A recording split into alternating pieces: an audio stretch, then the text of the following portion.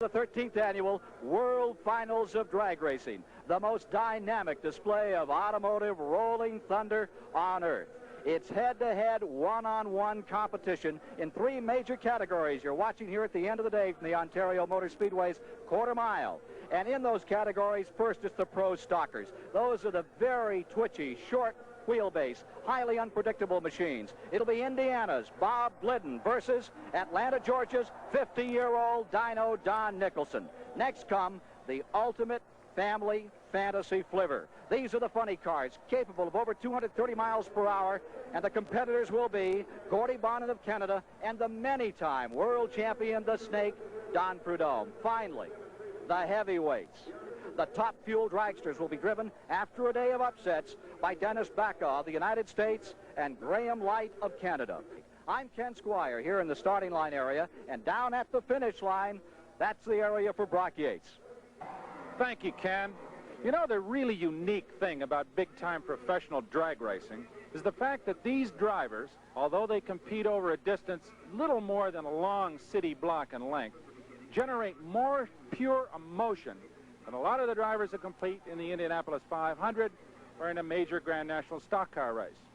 Down here at this end of the racetrack, beyond the finish line, we'll get a chance to see the cars running really quickly. They attain their highest speeds down here, and of course they're at the most unstable state. Pretty dangerous. We're going to try to talk to some of the winners and the losers. We're not exactly sure what they're going to say, but I'll guarantee you one thing. Amidst the tears and the cheers, we're going to be able to tell who won and who lost. Make no mistake about it. Although it starts and ends in a hurry, it is as dangerous as any form of motorsport there is.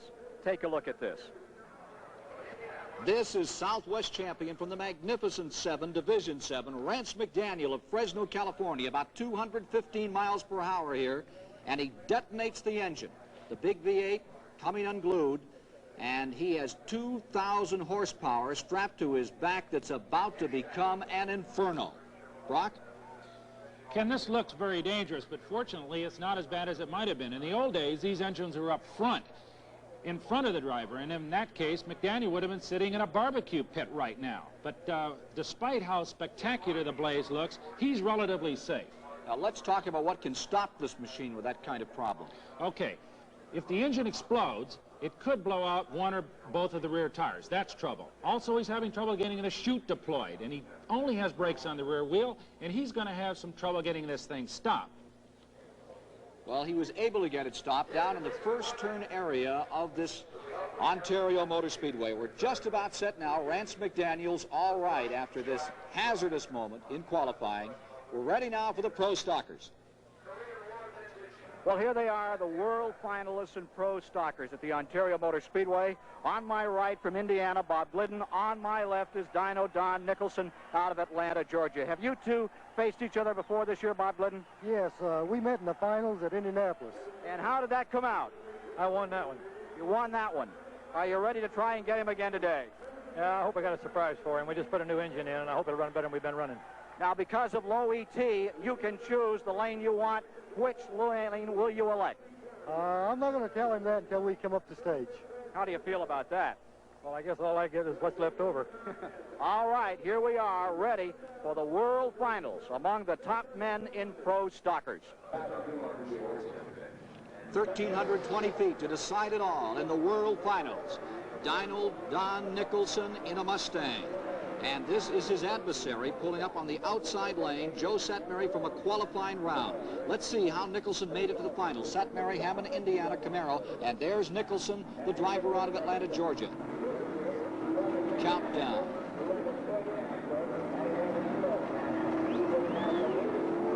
Staged. Gone. And Nicholson immediately shows his weight right out in front. Pretty much stock automobiles, but capable of developing 600 horsepower. Second round. Manchester, Division 1, Northeast champion from Westport, Massachusetts, is up against Nicholson. These were the quarterfinals now. Nicholson on the outside lane, Manchester on the inside lane. Ronnie Manchester comes off the line just a tad quicker than Nicholson, but he is overhauled, and Nicholson just shoves this car away from Manchester to win the quarterfinals with a speed of 156 miles per hour. Semi-final round. Frank Iaconio of New Jersey on the outside, closest to the camera. Nicholson, this is it to make it into the championship. On the start, Iaconio out in front. But coming up around is Nicholson, and watch this head-to-head battle that saw Nicholson win by a matter of feet when they went through the eyes. Again in slow motion, Iaconio on the far side, closest to the camera. Nicholson makes his charge. How about that, Brock? This is unbelievable, Ken. Dino Don looks like he's headed for the trailer. He just looks like he's a loser until the very last few feet. That's a display of raw top-end horsepower and a lot of poise from this veteran. So there he is, going back to make some last-moment adjustments before the grand finale. And now let's take a look at how Bob Glidden made it into the finals. The Whiteland, Indiana campaigner faced first among the top 16 Richie Zool of Arlington, Texas, and Amanza. As you can see, he finished 7th in the world standings a year ago. Staging area and ready for competition.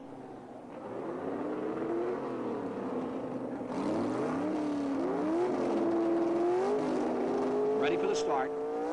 First round eliminations among the world's top 16 in pro stockers. And out in front and just pulling away is Bob Glidden.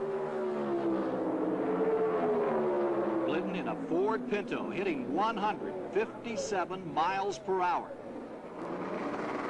Quarterfinals. And this is Larry Lombardo, defending world champion out of Melbourne, Pennsylvania. Glidden versus Lombardo.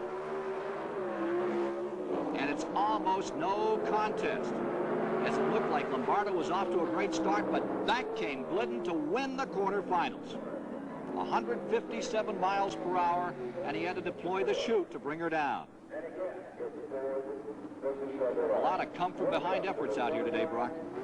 This again is just an example of big horsepower down there in the eyes at the end of the quarter mile where it really counts, Ken, and obviously Glidden and Nicholson have it. This was the semi-final round. It was Ewell of Reno, Nevada outside, briefly in front. Then Glidden makes his move. He's up on the inside, goes out in front, and he wins. Ewell's Camaro eliminated as Bob Glidden reaches 157 miles per hour, 8 and 59 100ths of a second. Watch again in slow motion here. Nearest to the camera, that is Bob Glidden of Whiteland, Indiana, his Ford Pinto just charging out in front and taking command. So now we're ready. This is it, the grand finale in pro stockers for this year. Up to the line, Nicholson and Glidden, and as we look at it here, they move around that water. We're not allowed to use anything but water to heat up those tires. Back into it. Get set. There's the Glidden machine. Bob Glidden, Ford Pinto, remember 600 horsepower, they run on gasoline, gets those tires as sticky as he can, and what is considered one of the fastest drag strips in the world, if not the fastest, here at Ontario, California. Okay, it pays your money, you take your chance here. It's Nicholson versus Glidden, World Finals, Pro Stockers from Ontario, California. This is the car of Bob Glidden. Away into competition in the grand finale. It is Glidden out in front of Nicholson. Glidden on the far side is pulling away. He's going to win this by over a car length. Bob Glidden wins in the World Finals for Pro Stockers here in California. A tremendous run for the Whiteland, Indiana campaigner in his Ford Pinto, defeating Nicholson in a Mustang. Let's watch again at the start. Almost no question from the very beginning. Glidden getting out in front, getting through the gears, and coming to the line to win by just about 1.5 car lengths. Here's Brock with a winner. Congratulations, Bob. Thank you. Made it look easy, huh? It wasn't easy, but The old man's hard to beat any time, isn't he? He definitely is. He is really doing a fine job for a 50-year-old man. So he is. Let's hope we all do that when we get there. How did it run? Tell me exactly how it ran all the way down. Well, we knew that when the air cooled down, we'd run a little bit better. I'm sure Dino ran good, too. But I don't know exactly what we ran, but I'm sure it's our best numbers yet. Yeah, you did. I think it's low ET unofficially. Tell me about the run specifically, from start to the beginning and carry me down the racetrack. Well, there was none of this psych on the starting line deal. Dino really didn't know what lane I was going to take. We decided to take the left lane, thinking it was a little better. I went ahead and staged first because there has been a lot of burn downs this year on the starting line, and apparently we left on a good light. The car hooked real good, and it was an excellent run. You know, it was just a good straight run. Congratulations, Bob Glidden. Bob Glidden wins in the World Finals for the Pro Stockers. Here they come, the ultimate fantasy cars, and the man to beat is this man here, Don the Snake Prudhomme.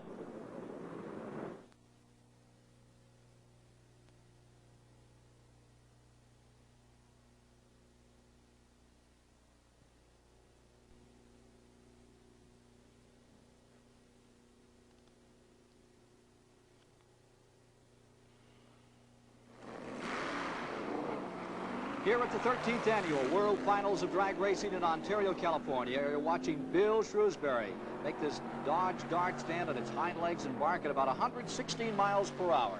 One of the extra attractions here today, along with these three great final races of the year.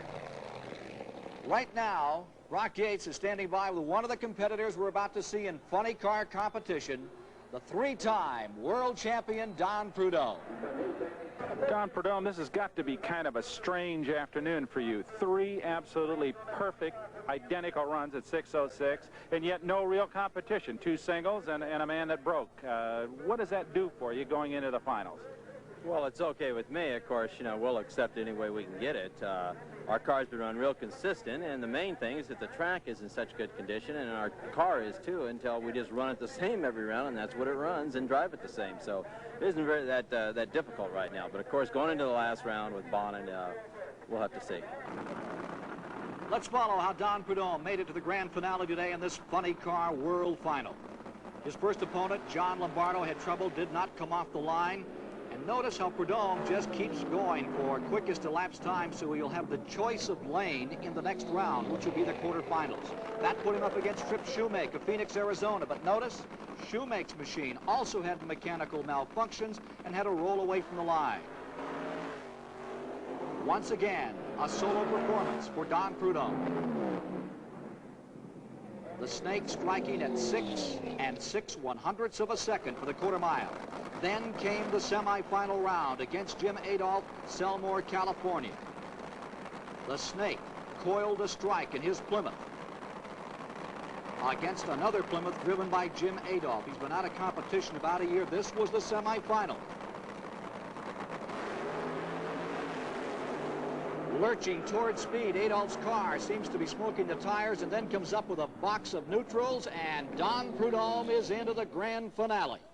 3 straight runs at 6:06 for Don Prudhomme.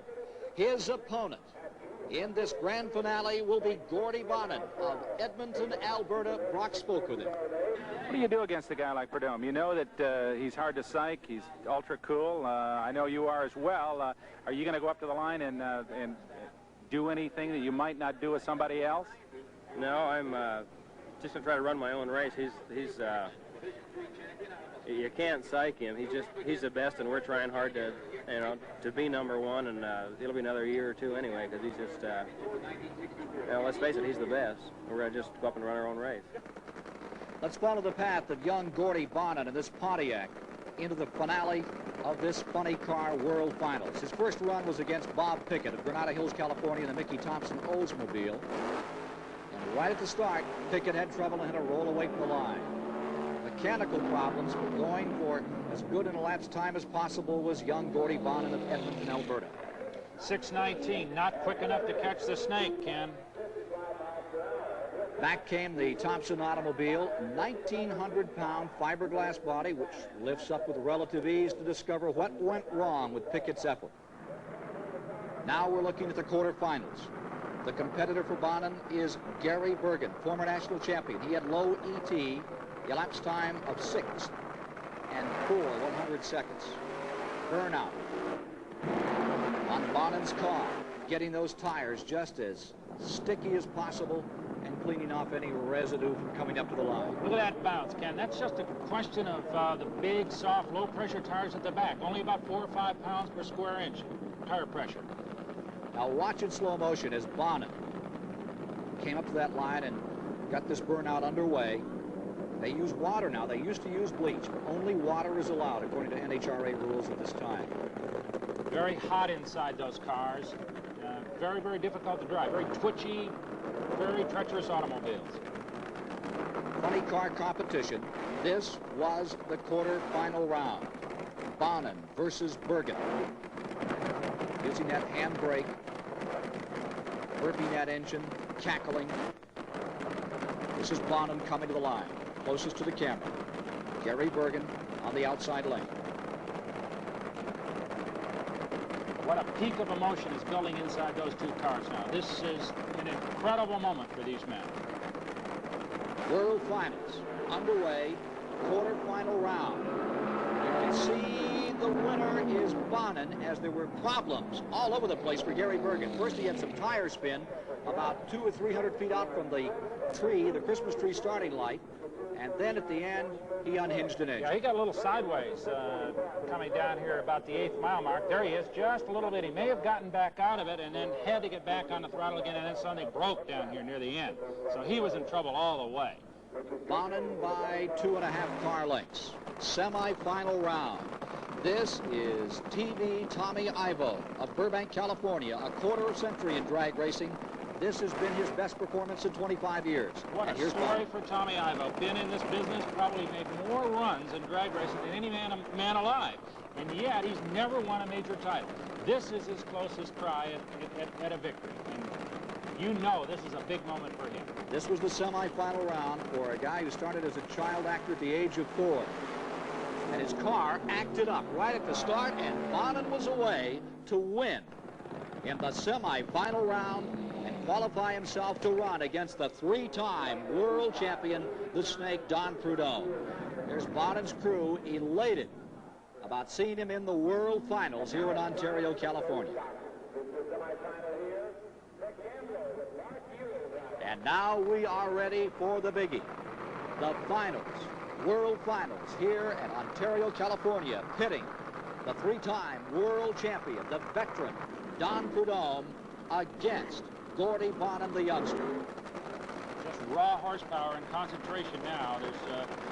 Imagine these guys are going to run roughly around the distance of the track on most high school football fields, Ken, and they're going to do that in just over 6 seconds. An incredible performance.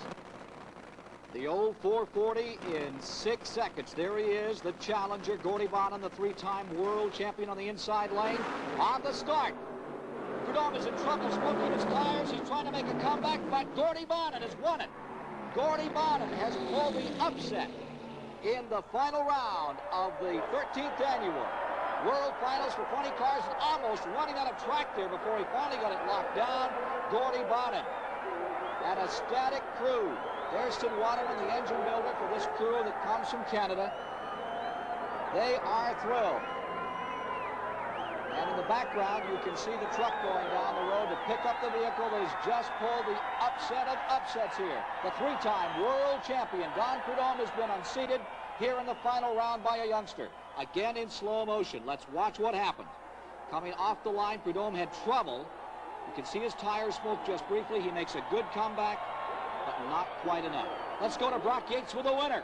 Congratulations, Gordy. Excellent. Looked like a pretty hairy stop down here. Was that the worst part of the run? Yeah. No, I was not shutting it off early that time. I didn't know where he was at. I saw him for the first second, then he was gone.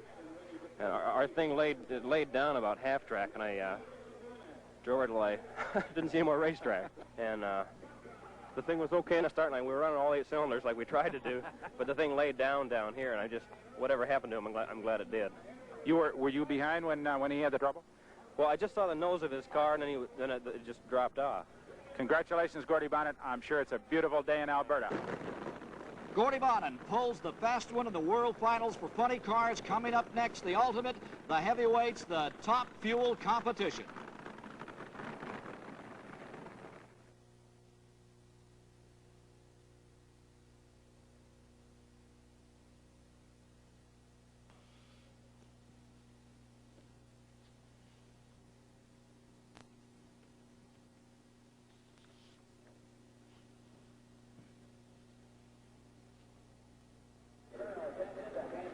Direct from Ontario, California, the 13th Annual World Finals. Ready now for the top fuel dragsters with Brock Yates and Ken Squire. And this is John Abbott of Denver, Colorado, who had the best ET in the qualifying rounds. Only 16 machines qualified for the World Finals, and his elapsed time, his ET, was 5 and 88/100ths of a second. Here you see him coming back to the line after warming up those tires and preparing for his first run in the finals, one of the elite 16 to make the round. His opponent is Rick Ramsey. And watch what happened here.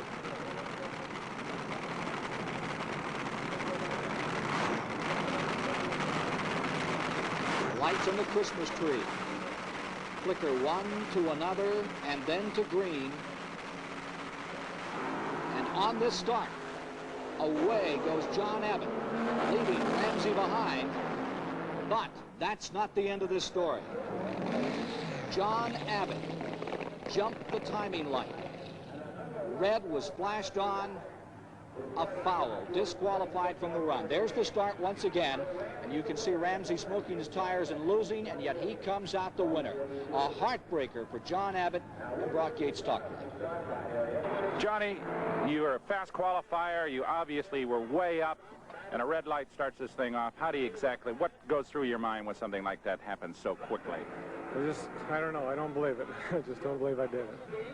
What prompted you to do that? Was it just over-eagerness, or you must have felt you could beat this guy? Yeah, I did. I did. I don't know. I just don't know. I thought I left right, but I guess I didn't. I must have staged too deep or something. Is it a learning process? Is it something you can profit by, or is it just a flat mistake? It's just a mistake. Flat mistake. Okay. Fast qualifier Johnny Abbott out very quickly in this event. One sad young man. Let's now meet the finalists for top fuel dragsters. Here is Brock Yates with Graham Light. You seem pretty cool. Are you a man that gets psyched, or do you keep yourself pretty much under control? Do you feel the driver's going to be an element in this problem? I try to stay cool. You know, I'm nervous just like everybody else when we go into it. Dennis BACA, there's no way you're going to psych him. He's been doing the thing for years, and I don't think he can get to me. I've been driving for years too, so see what happens. Here's how Graham Light ascended to the finals in top fuel dragster competition. His first opponent, Hank Johnson from Marysville, Washington. You're watching Graham Light prepare his 2,000 horsepower nitro burning machine for his first run among the top 16. That's Light.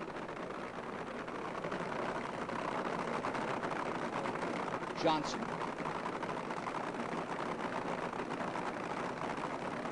At the start line, focusing all their concentration on those lights. Out of the hole is important, and out comes Johnson first. Graham Light on the near lane breaks through at the final moment as he goes out around Hank Johnson to win in the first eliminations. 5 and 92/100 seconds the first round. Second round, quarterfinals now. It's Light against the all-time veteran Don Garlitz, who's won more top fuel titles than anyone in the history of the game. At the line, the focus of attention, those starting lights. Garlitz on the far side goes out in front. Graham Light pours it on and surges into the lead to pull an upset. Still another upset here in the World Finals of drag racing. Watch again as Don Garlitz goes out in front, but Graham Light on the near side goes on to win by almost 1 car length. Here's Brock with a loser. Don Garlitz, this is kind of a capstone to what's been a very difficult week. Is that right? Yeah, it's been a tough week, Brock. We've had a lot of work to do and had a lot of trouble. Did your finger that you hurt last weekend have any effect on the performance here at Ontario? Well, it slowed me down in the work in the pits for sure, and of course there's been some pain, but I'm not making any excuses. How does it feel to come into a place where you have been undefeated in 3 other events and to lose this early in the going this afternoon? Well, nobody wins forever, right? Somewhere you got to get beaten. It was a good fast car, and We were running good. We were set for him. I was way ahead. It was a long time before he passed me. Something went away in the number 3 cylinder. It just quit firing. I don't know what particularly, but it went out. Don Garlett's defeat of the quarterfinals made it in the semi, this semi-round, Canadian against Canadian. Terry Kapp against Graham Light. Now watch this staging area sequence. At first light on top is the pre-staging light. And when the machines move online, those bicycle tires move into the staging area, a second set of lights comes on. And then the starter can snap the button and send them on their way. Semi-final round, and out in front, it was briefly Terry Kapp, and then Graham Light surged on as Kapp had an engine go away. 6 7/100ths of a second for the quarter mile. And watch again how Graham Light made it to the finals. He smoked the tires at first, then makes a comeback, and that means that Graham Light will face Dennis BACA in the World Finals here in Ontario. Here's Brock 8 with Dennis BACA. Dennis, you've been known as a man inclined to maybe do a little psyching out there in the line on occasion. The man you're going up against has never been in a final of this kind of magnitude. Are you is that gonna change your tactics? Can you make a little move on him at all to break his concentration? No, I don't intend to do that. I'm just going to go out and run. Actually, this may sound confident, but I guess I have to be a little confident. I run a 584, 585 last run. We got low ET of the meet, top speed of the meet. We've probably got 2/10 on him, so I don't really need. I feel that I have to have any psychology or to try and divert his way of thinking or driving. However, I'm just going to go up there and drive to win. And here's how he drove his way into the World Finals. Dennis BACA against England's Clive Skilton. First round eliminations among the top 16 as they started up through their brackets. And out in front goes Dennis BACA as Clive Skilton gives him a good run, but he beats him by about half a car length. The time of 6 1/100ths of a second, 243 miles per hour.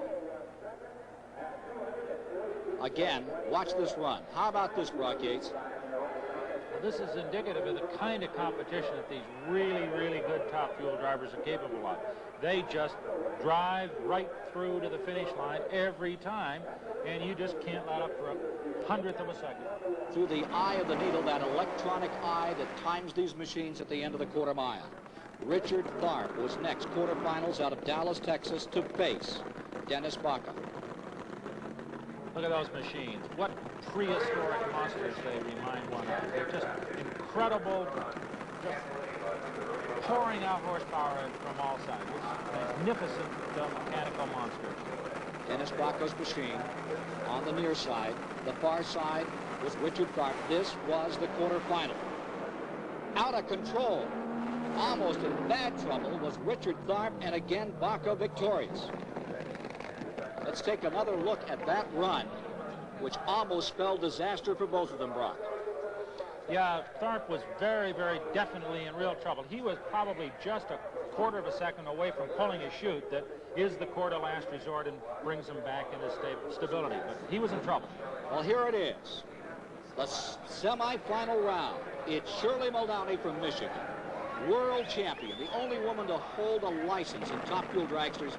She's certainly proven herself. She's up against Dennis BACA. And here is how it went for Shirley Muldowney. Don't call her Cha-Cha. A little psyching going on here. Dennis BACA has switched lanes at the final moment. He has moved to the near lane. He's allowed to do that. He had the lowest elapsed time, and he can make the choice that may have broken Muldowney's concentration. They are away. And surging out in front at the last moment, it is Dennis BACA to move into the finals. It looked like something happened to Muldowney's car after she had a very good start. 5 84/100ths of a second for the quarter mile. Here's that start once again. Muldowney on the outside, got out in front, and then back comes Dennis BACA to win it, and that means that Dennis BACA will face Graham Light. Let's go to Brock Yates right now with an angry Shirley Muldowney. I know there was something on the line. There was a difference in the lanes, obviously. Dennis took his choice twice.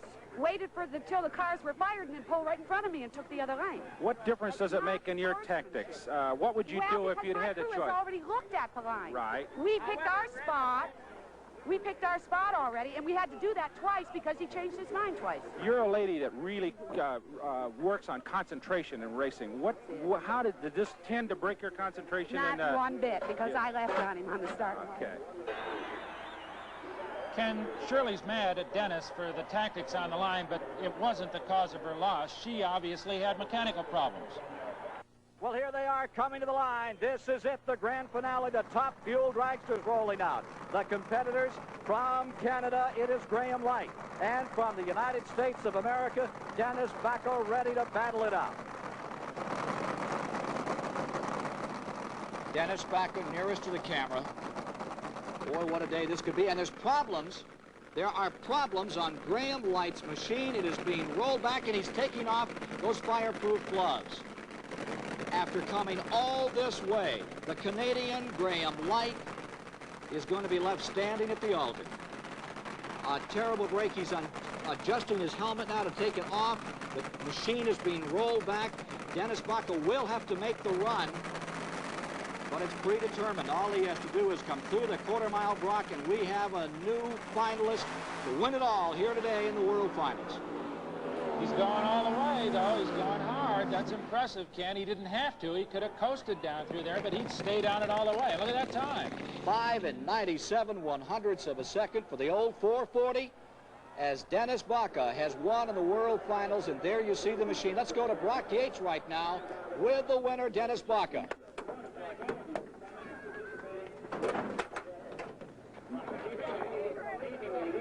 We've got Dennis BACA here. Dennis, the end to a perfect afternoon. Got to wait till I get my helmet off. I can't talk. Okay, go ahead. The end of a perfect afternoon, right? Yeah, I'd say it was a very good afternoon. You were totally confident. We talked to you earlier. You said you're going to do it. I really was. What did I run that run, by the way? 5:98? Yeah. Okay. Yeah, I think, you know, we had it under control. No problem. Had it all the way, right? Listen, as I said before, you never win till you cross the finish line, and I never underestimate my opponent. I think there's some guys here that are fairly happy. All right. One happy man. That's the end of things down here at the finish line, Ken. It's been a beautiful, safe afternoon of racing and a lot of jubilation. But now it's over. People are heading on back to the pits. Back to you. Well, Graham Light, a long way to come for disaster right at what could have been the brink of your greatest success. Well, that's true, Ken. You know, it's one of those unforeseeable things. In the burnout, the car broke an oil line. It's nobody's fault. But we were happy to get into the final. You know, we could have lost first round, or maybe we couldn't even qualify. So we're happy. The funny car went out in front of us and won. And we were hoping for an all bubble-up win here, but we were runner-up, and that's the way it goes. What's the emotion that you go through when you come from Edmonton, Alberta, and you've worked your way through all these eliminations and come right down to the moment, and then it's all for naught? Well, you're kind of disappointed, but, you know, I'm happy to be in the final. There was a lot of tough competitors here. A lot of tough cars didn't even qualify. On the way up, we beat people like Hank Johnson and Don Garlitz and Terry Kapp, and I mean, these people run super, you know. We tried to look at the attitude that was just another round, you know, just another car to race, and just continue what we've been doing, and maybe we can beat him too. And we'd obviously like to have won, but we're happy to be runner-up. Well, we're awfully sorry you didn't get a chance to make it down to the other end of this quarter-mile strip. But the attitude of Graham Light to us represents the attitude of everything we've seen here in watching these 13th Annual World Finals. These people care, and they're sensitive, and they're great competitors, and it's been one great time for us to cover for the first time for CBS the 13th World Finals of Drag Racing. For Brock Yates, I'm Ken Squire. Better luck.